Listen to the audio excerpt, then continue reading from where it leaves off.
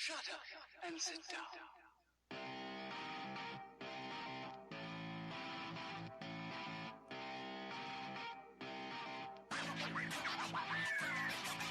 You're listening to the Cheaters Never Pin podcast, a proud part of the Section 328 family.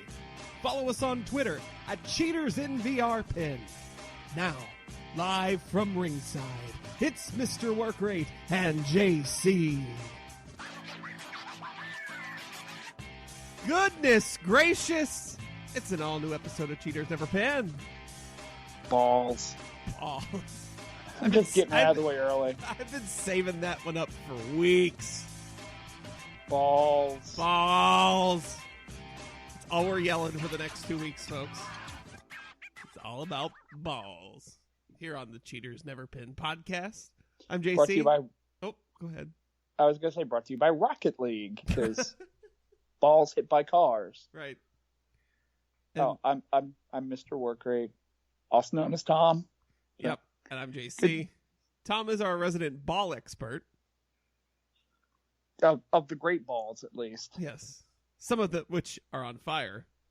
Yeah. Yes. Some balls are held for charity. Some with fancy dress and all that type of thing. Shame Balls Mahoney's not alive to celebrate in this pay-per-view. Could it be a fire and ice ball? Are we getting Scott Norton and the Ice Train? Ooh. That would be fun. No, it wouldn't be fun. No, Nothing involving the Ice Train is ever fun. Especially not in 2017. Don't make me find Ice Train matches for you. Oh, God, no. Please, save me. I'm redeeming myself with my my match exchange for you for this week. You should be very excited. Oh, well, yeah. So we're going to talk about Great Balls of Fire later on. We got a match exchange later on. We have a couple of drops in the pin box. Ooh. But we'll kick it off by talking about easily the highlight of the week in wrestling this week. G1 Special in USA from Long Beach, California. 2 nights of just killer action from New Japan Pro Wrestling. Boy, it was great. Yeah, it was probably... made me go, I love wrestling so much, Tom. Yeah, and it was nice as it was presented really well for, I guess, the relative newcomer to New Japan. If you hear the hype around this, you're not necessarily, and I will admit, I've watched the Access TV show in the past, and due to the fact that it's months old matches and kind of just seemingly match or two kind of out of nowhere, there's no flow to it necessarily. You kind of like turn it on and go, oh, there's a Naito match. Okay. Just going into this whole card and how it was presented, it was very well for the first time New Japan viewer, I think. Yeah, it was a great way to, and not that most of the audience that watched it was introduced, because, it's hard to say if they gained any new viewers from this or any new fans, but it's definitely way more accessible than the weekly show. Yeah. Because, especially given the fact that over the 2 nights, there's a long-form story being told of the U.S. Championship making its debut. Right. So, and that's why I thought that it's nice to kind of have this introduction for, if there are newcomers. And, there are some people that might potentially have been introduced to it that are kind of hardcore people, but they hear about this, but they're not willing to drop the money on the 999 yen to see New Japan Pro Wrestling World, the streaming service, which now has an Amazon app that works about 54% of the time. So, but yeah, so you're going into this and maybe you don't necessarily know the backstory, but a tournament's its own backstory, and we've gone over this before. So it allowed for a U.S. title, which had never been competed for before, tell that story where 8 wrestlers, at least one of whom were actually from the United States, get to compete for this belt. Yep. And we're burying the lead. Kenny Omega is the first and new United States champion. Yeah. As if there was any doubt. I You had doubt tried to last have week. a little bit of doubt. It's the right move. I think because this is a new belt with zero prestige or zero anything tied to it, putting it on Kenny, especially given the string of matches he had to get there, elevates that belt immediately to be something important. Yeah, I guess if you would put it on somebody like Elgin or even Ishii, who I loved him, by the way, in this tournament, but to put the belt on someone like that, not disrespecting either one of those guys, but yeah, it kind of comes across as almost a third tier title in the hands of them, along with like the Neverweight title. Whereas you put the belt on Kenny Omega is a main eventer in New Japan Pro Wrestling. So just the same way that when you had the Intercontinental Championship on Nakamura, he elevates that title to a top tier. So yeah, this is the direction to go into, at least for an introduction. Especially like they want to open the office this year and the dojo next year. They want to start touring the U.S. next year. The name and the weight of Kenny Omega holds a lot more power to draw a bigger audience to the product in the United States, other than Elgin or Lethal or Juice Robinson or Zack Sabre Jr. Omega is one of the top. He is on the Mount Rushmore of pro wrestling this year. Yeah. And, I mean, just to put the belt on him, and for those of you that aren't as familiar with New Japan Pro Wrestling, it isn't, title changes don't happen as often in New Japan as they do, in traditional American wrestling. So Kenny has that U.S. title. He'll probably carry it for the rest of the year. Yeah. He'll hold it to at least the Dome at this point. Yeah. So, and potentially if he has that match with Okada again to headline the Dome show, potentially winning. Champion versus champion. Yes. And if he were to win the IWGP Championship there, I could see just taking the U.S. title and putting it. I don't know. Would they have another tournament, or would they have like a number one contender versus top contender match for it? Or I don't know. Or would they make him vacate it, or would they go an interesting way to be like, hey, now you got both. You got two targets on your back. Have them go all Young Bucks and carry 16 belts to the ring. Just a cart. Yeah, pretty much the New Japan Bullet Club cart. Available on ProWrestlingTees.com. Right. Yeah, it was the right decision. He had lots of incredible matches throughout. I mean, the top one being the Ishii match Sunday night. It was Saturday and Sunday, not Friday, Saturday. Yeah. Right. Sunday night, that match was out of this world. It was not it was not him and Okada by any means, but it was solid 4 3/4 stars. Yeah, I mean, Kenny Omega can do no wrong at this point. But I mean, Ishii's been one of those kind of also rans for me, watching New Japan the last 3 to 6 months. He's just kind of been there. It's like, I know the type of person that he is, and he's this bulldog of a wrestler. I mean, that is his gimmick, and just tough as nails. But he doesn't necessarily have the flash of an Omega or an Okada or anybody like that. So, but he told a great story going through this tournament, just with the clashes of styles, that pulling out the win over Naito in the first round, which was a little bit of a surprise for me, but at the same time not. His match with Zack Sabre Jr. Early on the second night in that semifinal, I enjoyed way more than I expected to, just because of the clash of styles between the two of them. And I just really enjoyed that much, even more than the Omega Lethal match. So, he was just somebody that going into the tournament, it was just kind of a name that was there, but I enjoyed him a hell of a lot going through the tournament and up until the end. Yep. Highlights from night one. Naito and Ishii. Just because Naito and Ishii, probably the best worked match of the night. Yeah. Okada and Cody, where Okada retains his IWGP Heavyweight Championship. It was a good match, but it easily gets overshadowed by what else happened in the totality of this event, because it was fine. Yeah. And again, Cody, we've kind of discussed this before too. Cody is kind of transitioning his style, and he's in a way better position than he was January 4th in the Dome. Yeah, absolutely.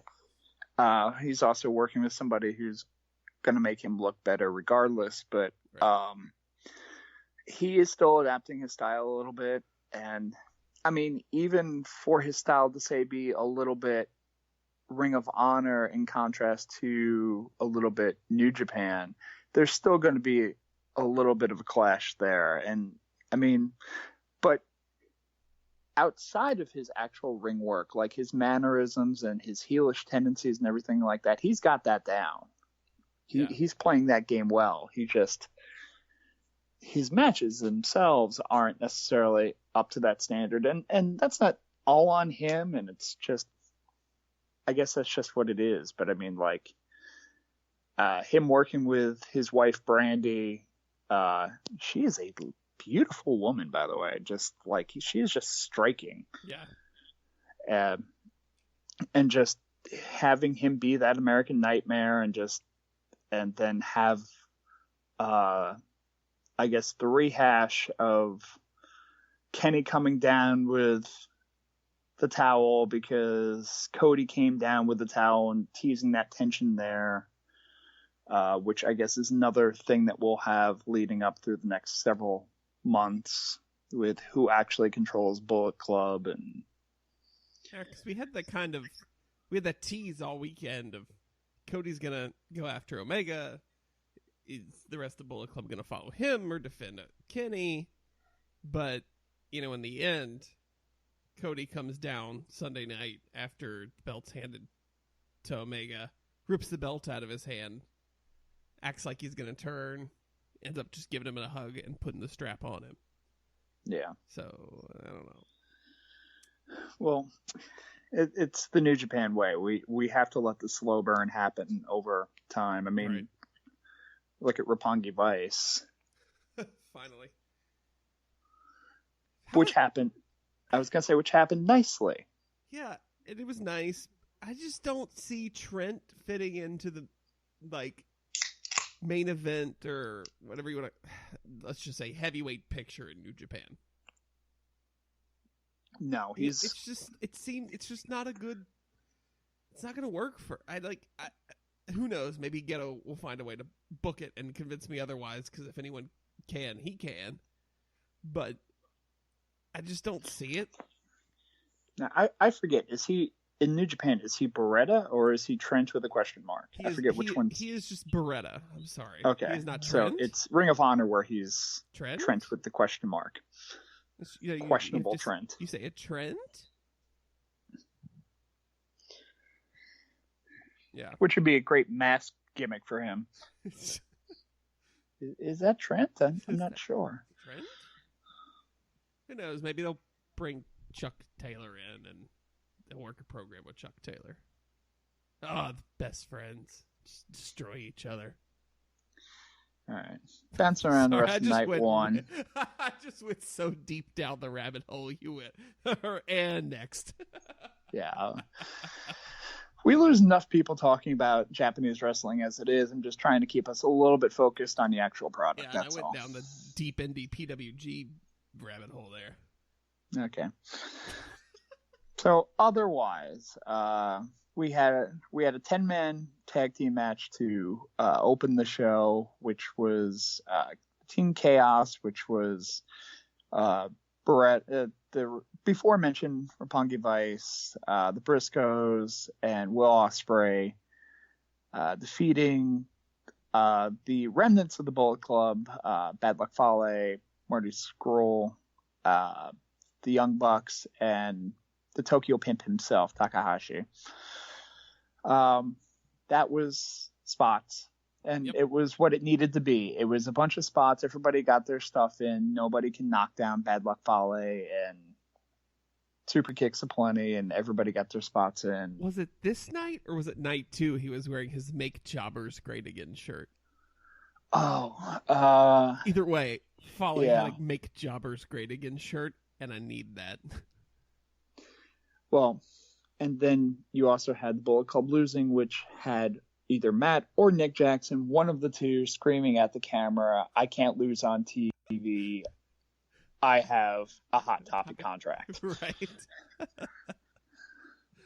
Which, if you are able to find a Bullet Club t-shirt in your size at a Hot Topic, you are a winner. Congratulations. A winner is you. I found them, literally. I found the shirts, but as I am a person who is not 5'7", I could not wear them. I went up to the Hot Topic Tuesday, and they had a small and 3 2Xs. I was like, "Yep, I'll come back later. Thanks, guys." I might have tried the 2X because washing it enough will make it shrink a little bit. So yeah, I don't know. When I was there, it was just mediums and larges. So I just need my Villain Club shirt, which they're gonna carry. Yes, all the t-shirts. Los Ingobernables, Bushi Evil, Hiromu Takahashi, and Sonata defeat Dragon Lee, Jushin Thunder Liger, Teton, and Volador Jr. I do not believe that you mentioned all the members. Oh, that's true. I did forget Daryl. Yes. Daryl, the most prized member of LIJ. One of the most top 5 talked about things coming out of this show is Hiromu Takahashi, the Time Bomb, carrying his stuffed cat Daryl around and making its hands clap in rhythm to the music. If you follow me on Twitter, and if you're listening to this, why aren't you? That's pretty much half the retweets that I've retweeted have been Daryl GIFs. Just Takahashi looking into the distance pretty much, and then looking lovingly at his stuffed animal. There's been no explanation. It just started happening. That's the best part. It's just completely out of nowhere. He's just got a stuffed cat. He's walking it's like around he lost his title and he needed something else. So that's what I'm going with. That works. That makes sense. Anyway, more spots. Lucha. Yeah. Teton has like a huge scar on his chest, which is a thing. But yeah, they did their respective things. Evil was evil, and the LIJ took that one. Moving on from there, we had our first round match for the IWGP United States Heavyweight Championship. Jay Lethal defeated Hangman Page, which was a match. Yep, it was a match. 8 minutes 30 seconds. Oh boy. Yep. It wasn't bad. It was fine. It was a Ring of Honor match. Whatever. Yeah, it was fine. Again, yeah. In the following match, another first round IWGP and US title match. Zack Sabre Jr. defeated Juice Robinson. With an amazing ended octopus.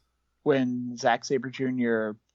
broke Juice Robinson's like shoulder blades backwards in a way that you used to break like G.I. Joe figures. Yeah. In a finish that would play important to the finish the next night. He basically popped, I think, the rubber band in Juice Robinson's body. Oh man. Which, if you were a G.I. Joe collector, as I was, you know the horror of the rubber band breaking in the G.I. Joe figure. I'm revealing my age. So moving on. So I was like, I'm going to let you keep talking. Yet another 8-man tag team match because, damn it, everybody's going to work this card. Jay White, who I hadn't actually gotten to see that much of, and Taguchi, Taguchi Japan group of David Finlay. I didn't realize Finlay was in Taguchi Japan. Yeah. Okay. Hiroshi Tanahashi and Kushida defeated the Hunter Club of Billy Gunn and I guess Triple Y Yoshitatsu. Sure. And the Tempura Boys, which I enjoyed. Jim Ross repeatedly saying stuff like the Teriyaki Boys. Yeah, calling them Teriyaki Boys and just implying that he did not give them that nickname or anything like that. That's their own. It's not a racist thing. So I have two comments that have nothing to do with this match. Okay. One, JR was terrible. Bless his heart. I love him. He was terrible all weekend. I don't disagree with you. I love JR. JR needs to call American Wrestling. Yep. His style does not work with this. And he ended up finding himself kind of like hesitating in parts. And I give why can't I think of the other dude's name? Josh Barnett. Yeah, I give Barnett credit where he basically, I guess, pretty much had a green light to jump in whenever he needed to, and he jumped in a lot. Yeah. Which on one side I could see potentially being rude, but it wasn't him jumping in being rude. It was him jumping in and pretty much covering JR's ass a lot. Mm-hmm. For something that before, somebody burns down my house or anything like that, let me explain something with JR. This is a person that grew up on 60s and 70s wrestling, started broadcasting. I don't think he started broadcasting early in the 80s, doing Mid-South. And, has progressively been commentating ever since then, from Mid-South to the UWF to WCW to WWF, just progressively over time. And it's had so many different roles, and it's just truly a legend in the sport. But he is a wrestling announcer from an earlier era. Mm-hmm. And there's nothing wrong with that. And I listened to Gordon Soley in the 90s before eventually he had to step away. And you could tell where it was kind of passing him by a little bit too. And I think JR understands this, and I don't know how much he's necessarily enjoying doing the New Japan stuff. It was a job that he basically took when he left WWE, and kind of almost feeling like, I don't know, I need to prove that I can still do commentary. And now that we've kind of gotten past that, and he's gone back to WWE, and he's being put in roles where it's more ideal for him, like doing the Undertaker match, doing the he did what did he do? Like, he did one match on the NXT show too, right? Yeah, the UK stuff. Yeah, and he called. Yeah. And then he's getting ready to do the Mae Young Classic. Yeah, which is fine, but like having him try to understand like half the Japanese shit that's going on, it's not him, and I love him to death, and it's not a great position for him, and it honestly takes away for me a little bit when I watch that Access show normally, and I kind of missed hearing Kevin Kelly, which I was kind of hoping he would be doing the commentary instead of Jim Ross, but I guess because of Access TV. Right. So, yeah, I don't disagree with you at all. It was bad. Point 2. And this is going to require listener homework. Find all the hilariously sad pictures of Yoshitatsu from the meet and greets where every line is full except for his. Now, and it looks worse because I'm sure it looks like he's sitting at his table looking down at his phone in his lap, but it looks like he's just sitting there like sad with his head down, making it even funnier. Like everybody pretty much. He was like the ultimate heel all weekend, him and Billy Gunn, man. The crowd hated both of them. Because it's funny, he was the representation of American wrestling in the middle of a Japanese card. Yep. Which is fine kind of in its own way in Japan, but when you have such a specialized crowd as you do in an event like this, to have him doing the American shit as somebody who's a Japanese wrestler that came to WWE, it didn't really necessarily work out, and then kind of doing all the WWE mannerisms and doing the Triple H impression, which Triple H probably not a popular figure too much in this crowd, and yeah. Depends on which Triple H. You're talking at the top of Raw for 20 minutes Triple H, or savior of NXT and creator of all things that are good and holy Triple H. Those are two different characters. Well, I was talking about Triple H, not Paul. Oh, okay. Our buddy Paul. The next match was your favorite. Fat Carl Anderson and Hanson versus the Gorillas of Destiny. Fat Carl Anderson, John Tenta Jr. Everything I see on this match, people love War Machine. Like, love War Machine. And I just don't get it. Hanson's got some agility. He's got some speed. He's also fat as fuck. Like, I'm not a body mark, but like, get the fuck off my TV. Flippy, yeah. I need Uncrustable now. Flippy fat guys are funny. Look, there's the guy. He's kind of got boobies, but he's doing like, a second row body press. He's Fat Ricky Steamboat. Woo, Fat Ricky Steamboat. It's interesting to people. People watch it and they're just like, oh wow, I didn't realize that people could do. I don't know. I mean, I watched Hugh Morris for years, and he did a moonsault, and people were like, oh shit, he does moonsault, But at the same time, I watched Vader do a moonsault, and Vader was 100 times the wrestler either one of these guys are. Agreed. Because Vader will stiff the shit out of you. Also, the Gorillas of Destiny are wonderful. Yes. Should have way better competition. Give them their damn titles back. Yes. Also, let them just keep cursing so much on national television. There's a no disqualification except for language match, right. I think, on that one. Which I turned it on. I think this is when I got home and I turned it on. I was like, how the hell did this get to be a no DQ match? Apparently there was some promo. Set that up. Yeah, I don't remember that, but yeah, they wanted garbage in there, so. Yep. Good for them. So they put War Machine in the match. Hey!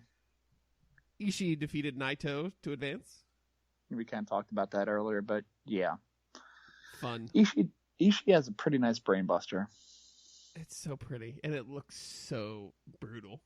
Yeah, and that's the thing with a brainbuster, because a lot of times you hear, like, and Japan's big on brainbusters. You don't get brainbusters too much in America anymore, and it looks like a suplex. Mm-hmm. And yeah, that's fine. You don't realize necessarily it's a brainbuster until you hear the commentator actually yell out "Brainbuster!" Yep. So. No, when Ishii drops the damn brainbuster, you're like, oh god, get a stretcher. Kenny Omega beat Big Mike in the first round. I love watching Big Mike. Big Mike. He's grown on me a lot in the last year. I mean, just watching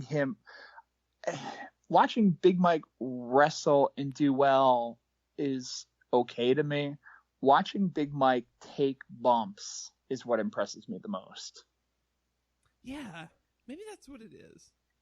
I mean, because he took everything that Kenny Omega did and just sold it like a champ. I mean, and he took that one-winged angel, and I was like, God damn. Yeah. That's a big man to be doing that on. Yeah. We already touched on this. Okada and Cody. Yep. Rainmaker. Rainmaker! Again, watching more of the Tiger Mask cartoon. Okay. Anime. There you go. Okada's in that a lot. And I watched a recent episode where he just pretty much did every move that he does to Tiger Mask so that Tiger Mask could discover his big move that he needed to find so that he can become a true champion, that type of thing. Right. I did not realize that all of Okada's moves are money related. Go on. I don't think I put this together. There's like red ink. There's like, I don't know, like they just are. I don't know them off the top of my head. I only watched one, but like everything is kind of a reference to money somehow. Mm-hmm. And I don't know if they did that for the cartoon and if like it's not really the case, but yeah, pretty much all of his moves. And they had him doing that. They had Tanahashi explaining how he came up with Sling Blade, and yeah, it's not all great, but there are some interesting episodes in there. I may have to mark them for you for future watching. Yeah, I may have to watch those. And I should get like the Amazon Fire Stick to do that. Well, use that how would app. you? Yeah, I mean, you can. Well, I'm not watching it through the New Japan Pro Wrestling World, but I am watching it through Whoa, we almost. Have you turned into me today with the inability to talk while we were recording? This is the wrong time of day, I guess, for me. But yeah, I watch it through the Crunchyroll app, which you can also download on Amazon Fire Stick. You should really get one of those. How do you get one? Well, first, I'm going to wait until July 11th. Oh, what's on July 11th? July 11th, Tom. One of the greatest days of the year. It's Prime Day on Amazon.com. Prime Day? What's that? Prime Day is a day where if you're an Amazon Prime member, everything's crazy fucking on sale. I mean, they might as well be giving this shit away, Tom. I think I got like 150 K-Cups that I'm still working my way through last year for like $10 fucking. I'm really excited, and that's why I'm cursing so much, because I fucking love Prime Day. I was going to say, for you to use this much vulgarity in a promo read, I can tell you're excited. Yes. So, July 11th, coming up very, very quickly, is Amazon Prime Day. So, if you're not a Prime member, why don't you sign up today? You get free 2-day shipping. You get access to Amazon Music, Amazon Prime Video. I mean, all kinds of cool stuff. The best way to sign up for it is to go to cheatersneverpin.com, click the Amazon button on the front page, and sign up for Amazon Prime, do all your other purchases, and make sure on July 11th, you go through cheatersneverpin.com, click the Amazon button before you make a Prime Day purchase. Because we get a few cents. You get amazing fucking deals, and we get a few fucking pennies. I was going to say, when you wake up in the morning... On July 11th. On July 11th. If you're going to work, go to work first. Or skip work that day. Call in sick. It's Prime Day. Take the day off if you need to. I'll write you a note. But if you're going to go to work, just place your butt in the chair, open up your computer, go to cheatersneverpin.com, click on the Amazon button, and just, that for the rest of the workday, you're just going to be on Amazon looking for all the promos. Every 10 minutes, new lightning deals. It's crazy. That's all you have to do. Just that first click will last throughout the day. So just do that. cheatersneverpin.com, July 11th. Click the Amazon button. Buy all your shit. And yeah, allow us to make a few cents in the process. Yes. And we mean that literally. It's probably a few cents, but still, we'll take them. Yeah. The few cents is helpful. See, people are like, well, what do you do with that few cents? It's not like you can spend it on anything. It's really helpful because then when I go to the convenience store to buy beer for when we record, I can take the few cents and throw it in the face of the cashier and run out the door. It's a distraction. Screaming out, Rainmaker! Night 2 of G1 Special in USA. All right, so 6-man tag match early. Holy shit, your boy got a win. I'm so proud of him. Liger, Finlay, and Kushida defeated the Tempura Boys and Yoshitatsu because Yoshitatsu cannot be allowed to have anything positive this entire card. No. If it means putting over Liger in the process, so be it. Yeah. This match was a thing. Yeah, it's a warm up. It's all it's meant for. Finlay got the pin or made the pin. Yeah, but I mean, this match, the purpose of this match pretty much was to have Liger's theme play and have everybody pop. Yep. Get the crowd hot because he was the first one out too. Yep. Kenny Omega defeated Jay Lethal. I just love announcing names like that. Yeah, it's American, or I'll say English sounding names in Japanese announcing just sound that much cooler. It's how I fell in love with Scott Norton. Scott Norton! Yeah. This match was fine. Lethal was selling the ribs. Yeah. I got nothing else Ring to of say Honor about match. that. It was fine. Yeah. Ishii defeated Zack Sabre Jr. Mentioned that before. Because the Stone Pitbull cannot be beaten except by Kenny Omega. There's a spot in the match somewhere where Zack Sabre starts throwing, I think it's forearms or elbows to Ishii and fails miserably, and it's entertaining. Yep. And then you get the call back to the match against Juice Robinson the night before, where he puts Ishii in the octopus, gets the double hook on it, and Ishii's still able to reach the ropes. Because Pitbull, damn it. Yep.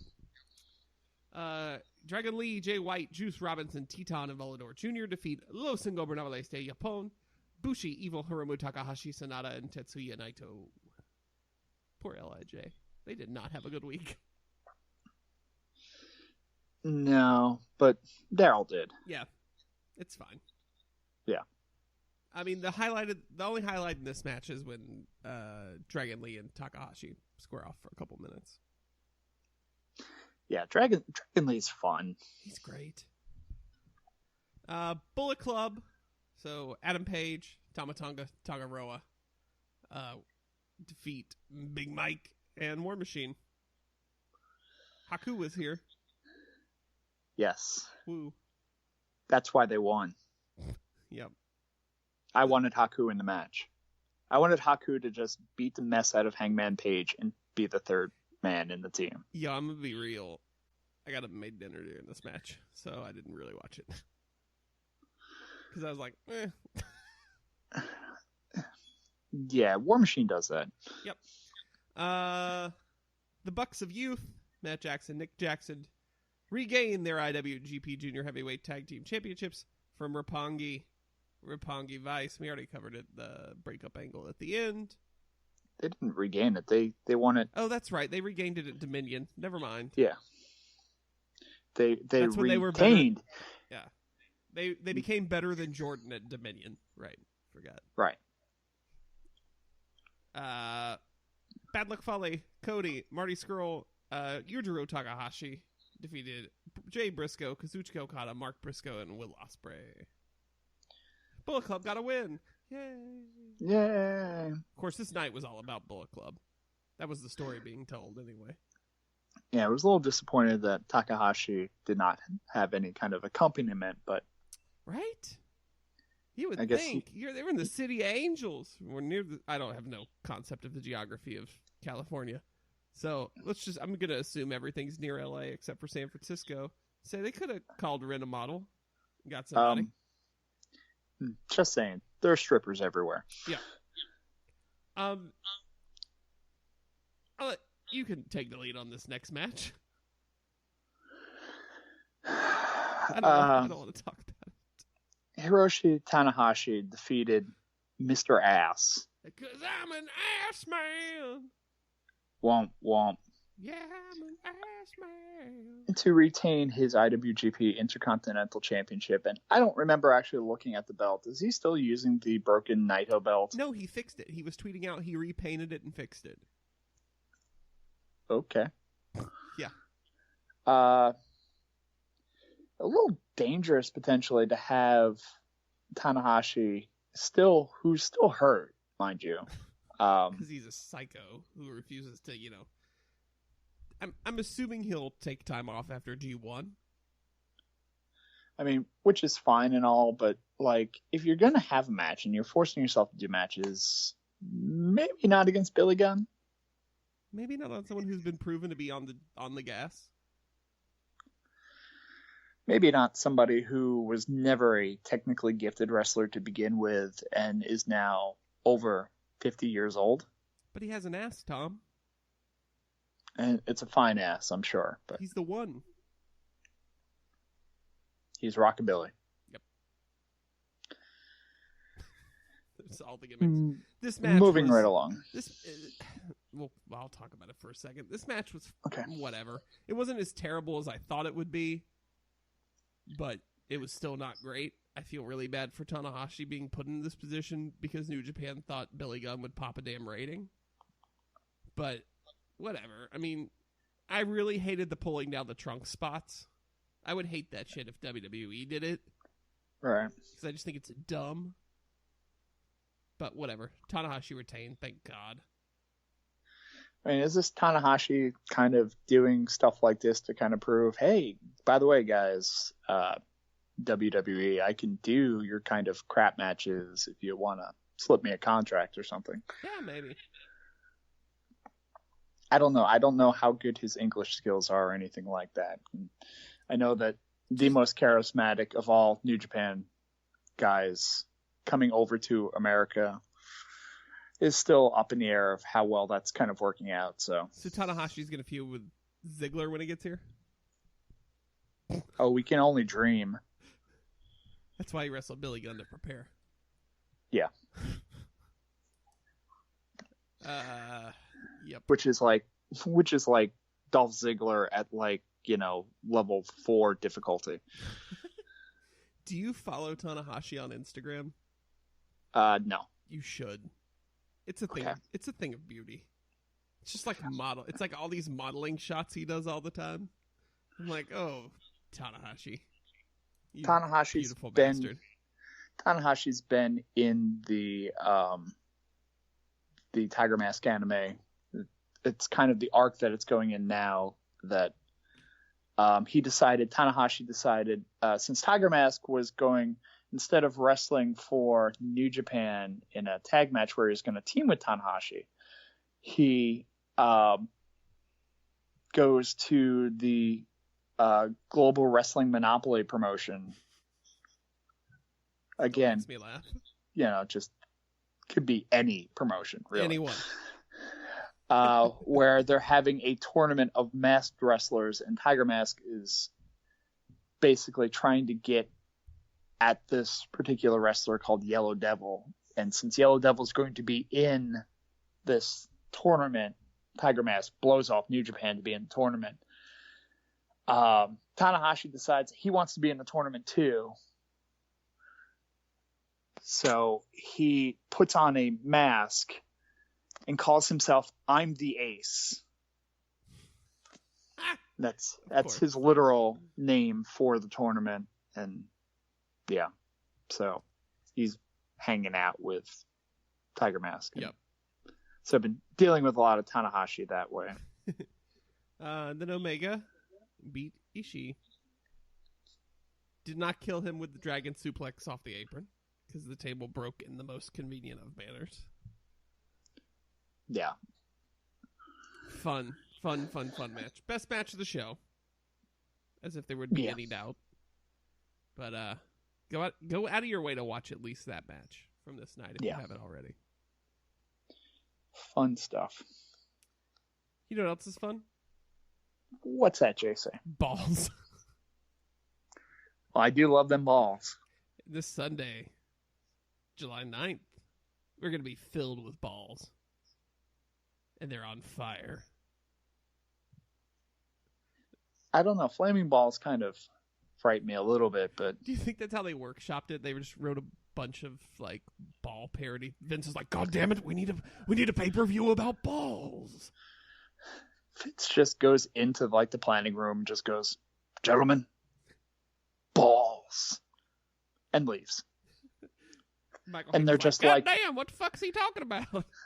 They're just like, wait, does that... What does that mean? Should we... And no one knows what to do with it. Like, do we have a wrestler named Balls? And they're like, well, Balls Mahone... No, he's dead. Shit. Does he want another kind of wrestler? Like... No. Does he want to have like a gimmick match with balls in it? Balls on Is a it pole? a pay-per-view? Yeah, ball. Yeah. Oh, because we could change Bad Blood. Oh shit, that works. Did they workshop the ball names? Yeah, bloody balls. No, wait, that's kind of graphic. Flaming balls. Yeah. Ooh, fire. Yeah, we haven't done anything with fire recently because Kane's been out. Right. You could have an Inferno match. No, let's probably not do that. Yeah, okay. I don't know. It's got to be great. This pay-per-view has to be great. And then Wayne Ferris comes in and his cell phone goes off. And suddenly, Great Balls of Fire was born. How much did it cost them to get the rights to that song? I have no idea. Way more than they ever should have paid for it, because anything more than $1 wasn't worth it. And then how much of that money could have been used for better purposes? And here's the thing, kids. Strap in, because they have said numerous times, this is the first Great Balls of Fire event. So in 12 months, Shane and Daniel Bryan are going to be screaming about Great Balls of Fire. Sweet Beats is going to be dropping some sick tracks on I can't balls. Wait to hear the remix of Great Balls of Fire. Okay. By Pitbull. Great Balls of Fire. And Flo Rida. Oh, God. All right. Let's just run through this card. These are flaming your balls. They are not my balls. Neville takes on Akira Tozawa on the pre-show for the Cruiserweight Championship. I'm going to assume Neville retains here. Because who gives a shit? This is going to be the battle of the close-up insane looks. Good point. Because Titus will be there too. Yeah, because Titus will be doing Titus things, and Tozawa will be screaming and with his eyes bulging out. Then Neville will lock on like the rings of Saturn, and his eyes will bulge out. Yeah. They're really living Nia Jax gimmicks with the eye thing. Let's workshop that one later. Neville and Nia Jax. Nia Jax to join Titus Worldwide? Well, then you have like Noam Dar and Alicia Fox taking on Neville and like Nia Jax because 205 Live.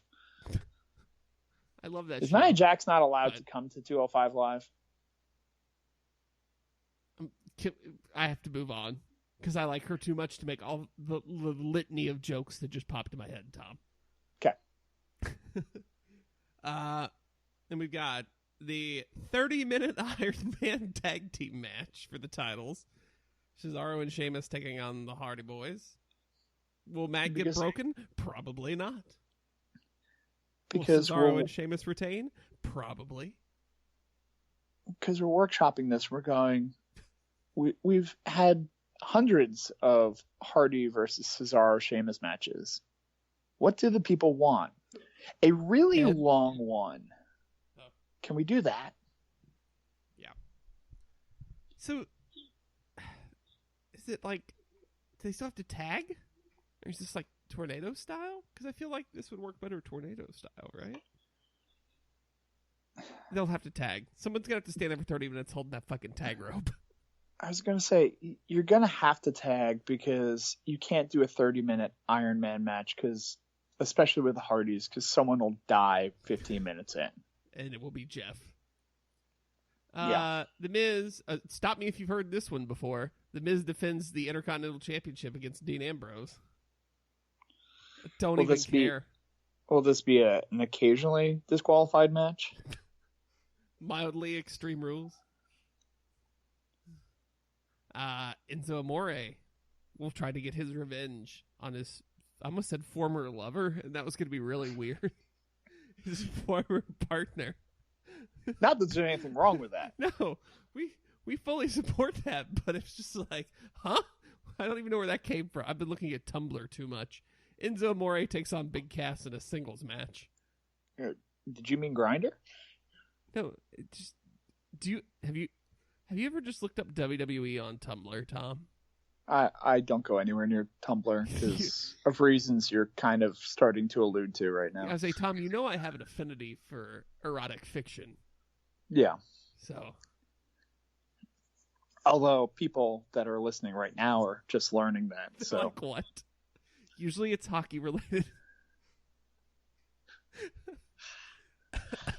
There's a particular cheaters never win. I think that was the first. Was that the first one I was ever on? In the archives. Which, if you're into that kind of thing, you may want to seek out, but... Yeah.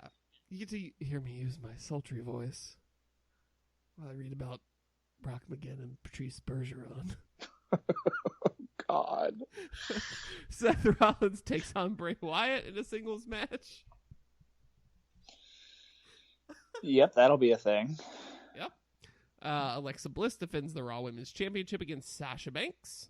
That will actually be halfway decent. That will be fun. The match I'm most looking forward to, baby girl Roman Reigns takes on Braun Strowman in an ambulance match. I will disagree with you there, and that is not the match I am most looking forward to. Well, you're most looking forward to Brock Lesnar versus Samoa Joe for the Universal title. I am. They have done a damn good job with it. I'm probably equally looking forward to Lesnar and the Lesnar match and the Reigns match.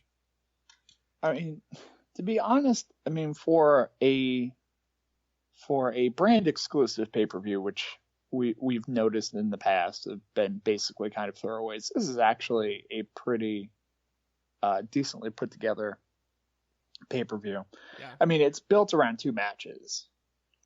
Well, three, because Enzo Amore and Big Cass has got a lot of time. Yeah. And Enzo's going to get killed, and it's going to be kind of sad in a way. But, I know. But it's still building the story. If they can manage to get this and kind of move on from it, it'll be fine. But if I have to see Enzo versus Cass for the next, 4 pay-per-views, then it's going to kill it dead. Yeah. I know I just shit all over this card, but there's a lot of potential here. It's either going to be it's not going to be bad. It's going to rank somewhere on a scale of meh to great. And I honestly think that those two matches, the Strowman match and the Brock match, have the ability to carry the rest of the card completely. If the other 6 matches are complete garbage and those 2 are fine, I will be completely happy. Yep. Unlike Battleground, which is going to be a piece of shit, since we've added a fucking flag match in 2017. The same flag match that I think we had 3 years ago. Well, they didn't have a flag match. They had the Bulgarian strap match. Oh. Yep. Okay. Yep. All right, Tom. Are you ready? Oh, before we get there, before I hit this next sound cue, you have people, you have very limited time to go to cheatersneverpin.com and click on the Patreon button and donate to this fine podcast before we record our drunk cast in 2 weeks. It's going to be exciting. It really is. I'm pumped for this. Have we decided what we're gonna watch? No, definitively. Okay. No, because we don't want to reveal that because I feel like that's part of the tease. I think that's part of the way you sell it is like we're gonna make these non-wrestling fans get really drunk and watch blank. What's gonna be? You're gonna have to be a Patreon to find out. Or the next episode when we plug what it was. Yeah. It's going to be fun. Patreon.com or cheatersneverpin.com/ damn it. Damn it. cheatersneverpin.com. Click on the Patreon button. Thank you. I couldn't get it out. Ooh, hello. Not only will you have access to our drunk cast where we do whatever pay-per-view that we're going to do with a couple of people who are not wrestling fans that we will scar permanently, I'm sure. But you'll also have access to the Section 328 Cheaters Never Win Drunk podcast, which I've heard many positive reviews for. Tom doesn't remember it, so he wouldn't know. I do remember that in order to be on a podcast, you should get a microphone. Pro tip. Because many of the things that I said during that drunk podcast, I was not holding a microphone. So if you're listening, if you become a Patreon member and get access to the drunk podcast and you listen and you hear people talking and then you hear some small amount of noise and a little bit of silence and then conversation after that, that's me. This is why we're going to do a room mic for ours. It's important to hear everyone because we only had 3 mics at the time. So when you have the 2 main people talking and 1 mic to be shared with the rest of the room, it doesn't work as well. So the room mic, it will be advantageous. So yes, go to Cheaters. Join our Patreon. Yes, so and give us more, so we can get more mics. There you go. Because we only have 1 right now. Yep. You ready, brother? I'm braced. Match exchange.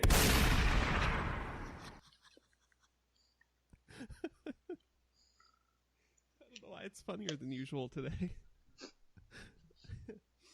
All right, so I got to watch Terry Funk and I almost said Terry. Yeah, that's right, Terry Funk. What is happening? The daylight while we're recording is really throwing me off. It is. It's totally confusing. Terry Funk and Jerry Lawler in an empty arena match.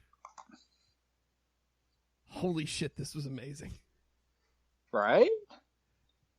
The fact that young Terry Funk comes in and will not stop cursing the entire time.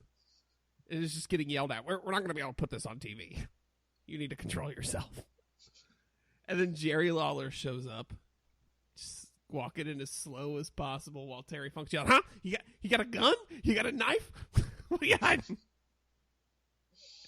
And then they grapple for a second, and then Terry Funk gets thrown into the chairs, and surprise, surprise, he gigs.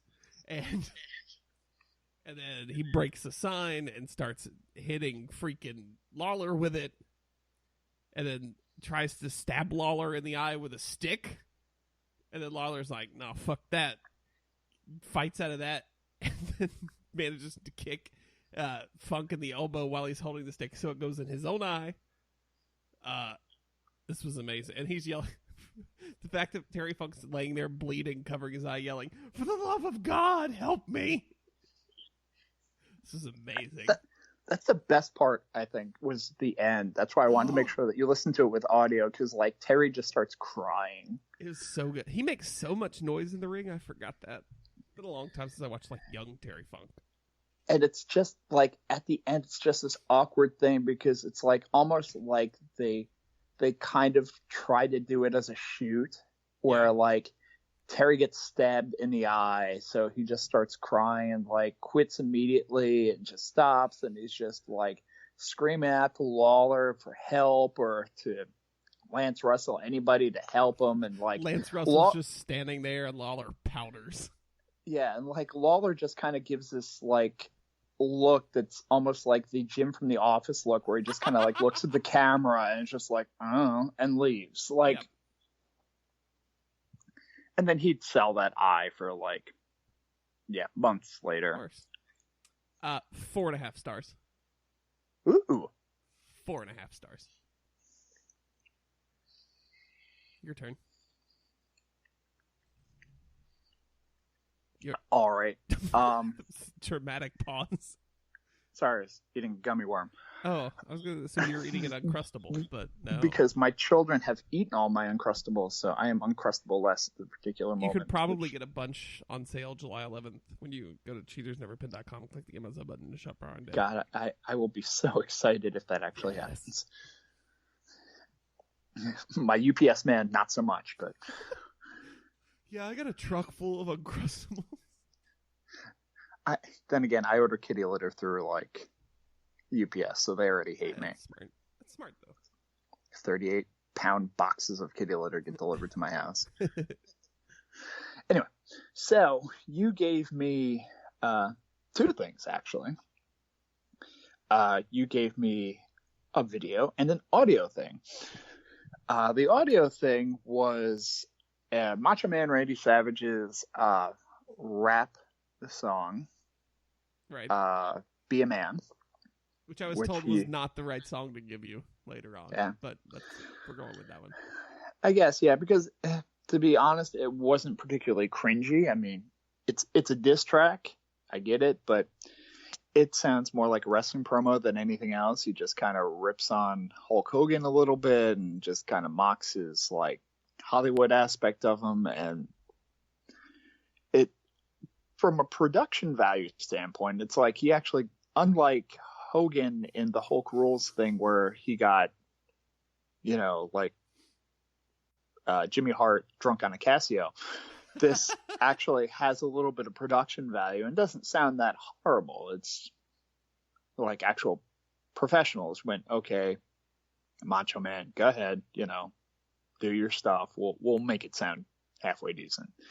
And it wasn't horrible. Again, I'll have to listen to the rest of the tracks to find the cringeworthy ones, but this one was a lot better than I was expecting it to be. And not on the Hulk Rules level. Am I giving this a star value? Yeah. I will give it 2 stars. 2 stars. Okay. The other thing that you maybe watch was for the Glow Championship crown, Americana, I think was her name. Yes. And I can't remember the Russian girl's name. Ninotchka. Okay. So, again, age check. I grew up watching Glow, so I remember Ninotchka specifically. The Americana girl just was completely lost on me. Like, I didn't remember her, but as soon as I saw the Russian girl, I was like, I remember her. She smoked the little, like, brown cigarette, and, like, yeah, she was a bitch. But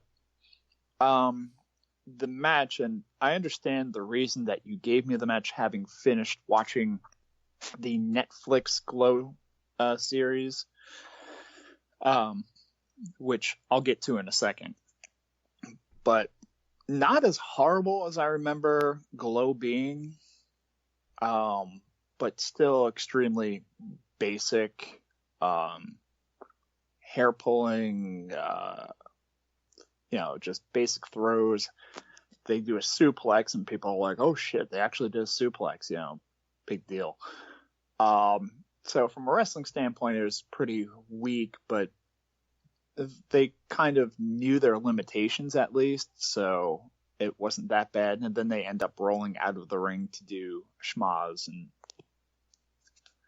get absolutely no resolution out of it, in contrast to the Netflix version where an actual pinfall takes place, which built to another match later on, which I didn't care to watch. But it was what it was.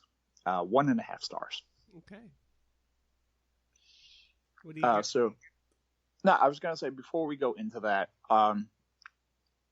one of the things about the Netflix series, and I'm not going to stick too long into this because we actually have a decent time going, was I was fascinated I guess when people were doing their research on Glow and that type of thing, no one bothered to research how wrestling was in general in the mid 80s, because the moves that they were teaching these girls to do would have been damn impressive if like actual like WWF wrestlers were pulling them off. Right. But they're having these Glow people do them like with a week and a half of training or whatever. So like just the back body press off the top rope, I forget what some of the other moves that they were doing, but they were doing some pretty impressive moves in general. So props go out to Brodus Clay and whoever else. Carlito. Yeah. Chavo was the trainer, Chavo Guerrero. Yeah, I was staying in kayfabe. I mean, oh, sorry. Well, it's his Brodus. gym. His name is on the gym. Yes. Show. It is Chavo's gym. I saw that. All right, what you got for me? Not a lot of backstory or anything like this going into it, but been listening to a lot of Tony Schiavone and his podcast recently. What happened? Yeah. And wanted to get a Rockers versus Brainbusters match. Just because they were the epitome of tag teams in that particular era. I don't have a particular time for this. It's Madison Square Garden. It's actually January 23rd, 1989. So it is a MSG house show. But MSG house shows are kind of at a different level than other house shows. Right. But yeah, full length match. WWE's got it on YouTube. And again, it's just, I mean, the Rockers we know as the tag team that they are, but just to see Arn and Tully in their kind of prime here, just doing the type of matches they do, it's just a fundamentally sound match, and I think you'll enjoy it. Cool. Well, for you gave me an empty arena match, so I felt like I needed to one-up that. So I have negative people in the arena match. They're wrestling in a vacuum. So this match is Minoru Suzuki versus Sanshiro Tagaki from DDT. This is their empty Tokyo Dome match. Oh, God. I'm not going to tell you any more than that. Knowing it's DDT lays out enough of what the hell's about to happen. Yeah. It's the whole video, which I hope you watch, is 26 minutes long. And every minute is gold. It's just, and it's all, Japanese commentary, but, hey, it's Japanese wrestling. They're actually telling a story that's good enough to, be understood. But it's so good. And I'll link it on cheatersneverpin.com. And if you just search Suzuki empty Tokyo Dome, it'll come up too. Okay. But I thought about it after I watched the Lawler Funk match, and I was like, oh yeah, I got to give him that. Because there's only one way to top an empty arena match, and that's an empty Tokyo Dome match. That just adds an extra star. Yeah. And it's Suzuki, so it's, good. All right, Tom. Oh, I forgot. We have a couple drops in the pin box.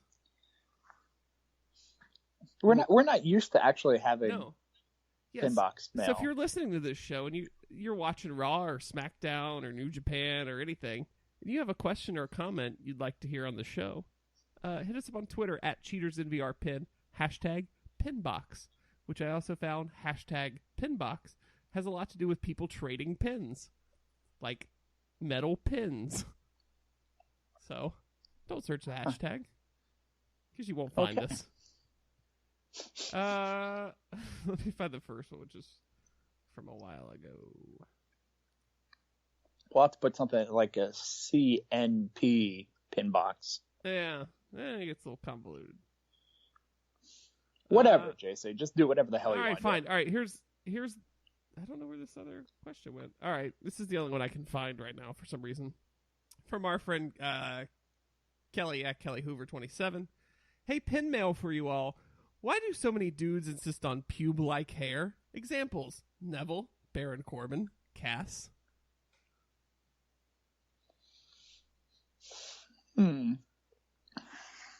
Perhaps because they have that soul glow. I think that's a good answer. I don't know of any other way to You got that to answer soul that. glow. Oh, Coming to America, top 5 movie. yes, Sorry. absolutely. Yeah, so drop us some pin mail in the pin box. Hashtag pin box at CheatersNVRPin. Or pin mail, whatever hashtag you want to use. Yep. Just if you tag us in it, we'll find it. All right, hey you stupid fucks, answer this, and we might respond.